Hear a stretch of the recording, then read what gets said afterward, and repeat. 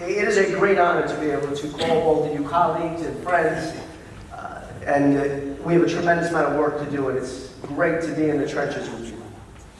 Of course, to Chief Corey and the NYPD and all the other elected officials and leaders in the room, thank you for your extraordinary service, and to the men in blue, thank you for keeping us safe.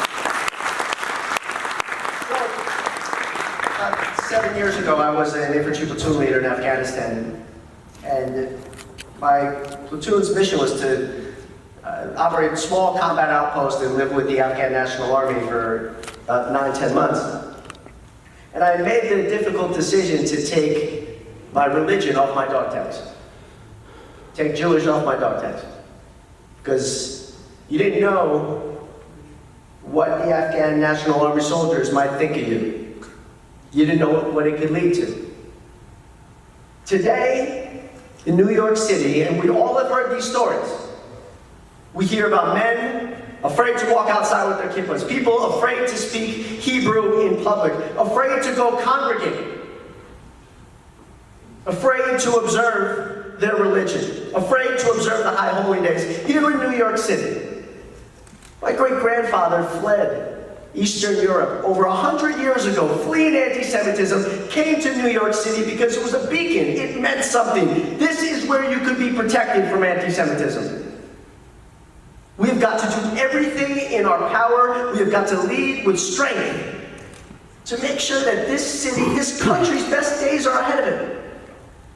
But you know, in times like this, our elected officials tweet and they send their condolences and thoughts and prayers, and that is not enough.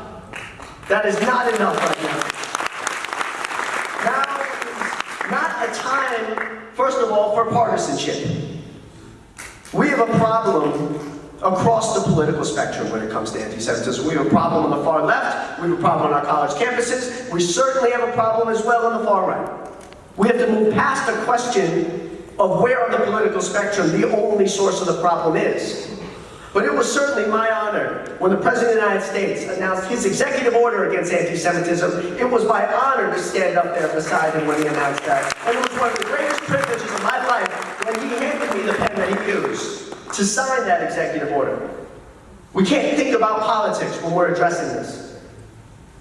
First and foremost, we have got to secure our communities. Nobody in this country, no one in New York City should be afraid when they are praying. Nobody.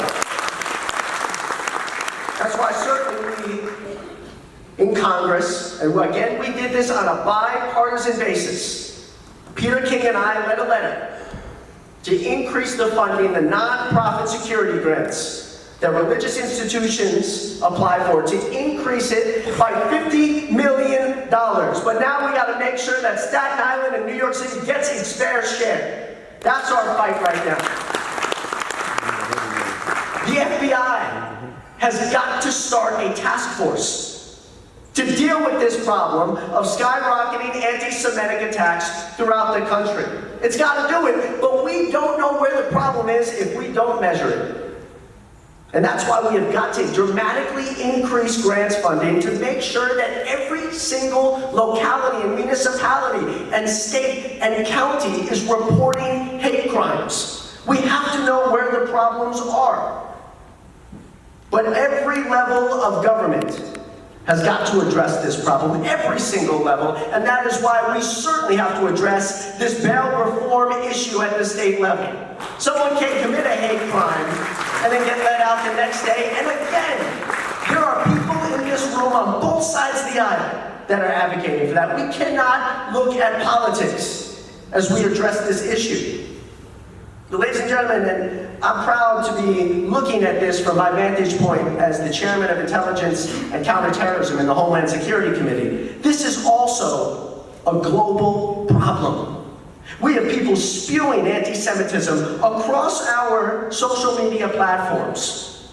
I led a letter along with 2 members on the Republican side, 2 members on the Democratic side, to Twitter, when they were allowing Hamas and Hezbollah accounts, tens of thousands of them, to be on their platforms. You know what they said back? Well, there's good people in Hamas and Hezbollah spewing these anti-Semitic rants. Well, we continue to push, and we're proud to announce that those accounts are no longer on Twitter's platform. An emerging neo-Nazi movement that we have got to acknowledge here. There are domestic neo-Nazi organizations with incredibly strong connections to these global organizations. I'll give you one example. The Atomwaffen Division, a neo-Nazi group right here in America that just recently put out a video. Men in masks, holding AR-15s, burning the Israeli flag, saying we have to end the kike revolution here in the United States. If at the end of that video, because right now it's protected free speech, if at the end of that video they had said all praise be to ISIS, we could have locked them up for 30 years.